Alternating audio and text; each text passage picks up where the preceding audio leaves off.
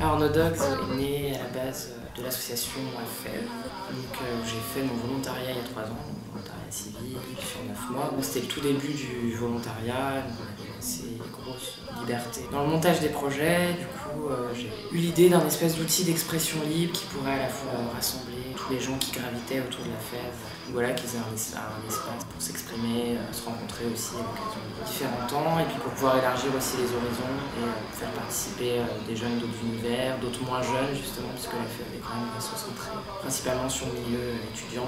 Alors la FEV, c'est une association nationale qui propose à des étudiants d'accompagner des jeunes en difficulté, donc par de l'accompagnement scolaire, mais pas de l'accompagnement scolaire classique, c'est-à-dire que c'est par exemple vraiment tourné vers l'ouverture culturelle, mais aussi la mise en place de projets.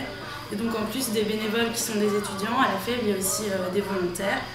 Et c'est comme ça que No Dogs a un lien avec la FEV, puisque Estelle a créé le journal, comme elle l'a dit précédemment, lorsqu'elle était volontaire. Du coup, le principe de No Dogs, c'est d'être totalement participatif dans toutes les étapes de sa création.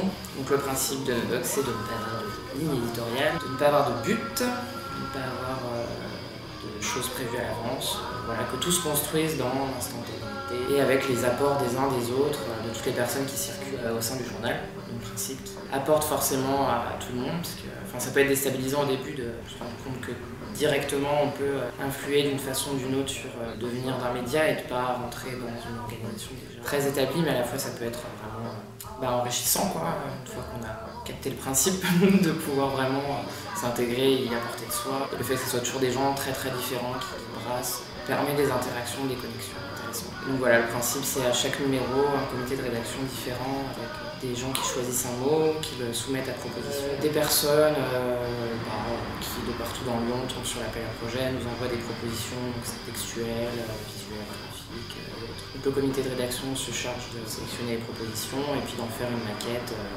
et un numéro finalement. Et du coup le comité de rédaction ça tourne, et les gens qui écrivent, qui font des dessins, qui font des graphismes, ça tourne aussi. Donc voilà, aucun numéro se ressemble. Donc on peut parfois nous reprocher un manque de cohérence ou un manque de compréhension de qui est notre cible, à qui on parle, pourquoi, comment. Mais bon, du coup on s'accroche quand même à cette différence-là qui est un peu quand même le cœur du projet.